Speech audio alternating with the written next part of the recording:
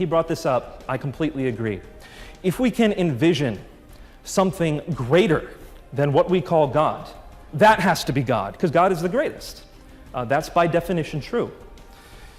That is why I have to believe that every single sin ever committed has to be punished.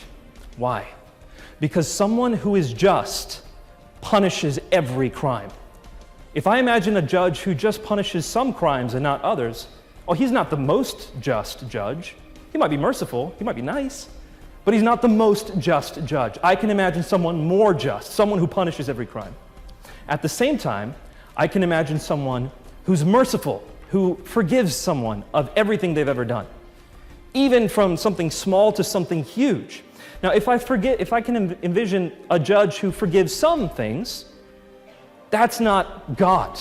God has to be the one who's absolutely merciful. So he has to be absolutely just and absolutely merciful at the same time.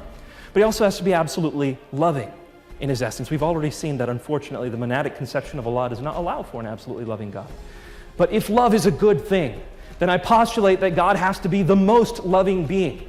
If self-sacrifice is a good thing, I postulate that God has to be the most self-sacrificial.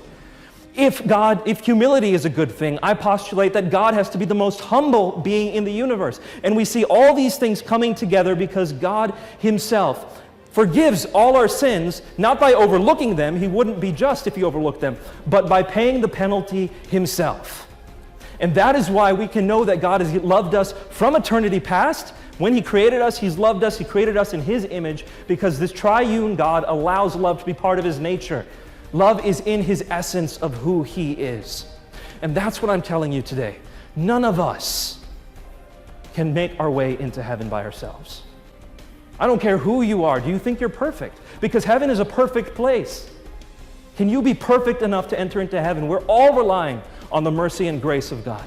But I'm here to say that God gave it to us 2,000 years ago. Just accept his mercy. The Jews have said that God was pluriform. We see that in the New Testament, that one of those persons became flesh and dwelt on this earth. Jesus claimed to be that God, and when he died on the cross, it was an act of forgiving our sins.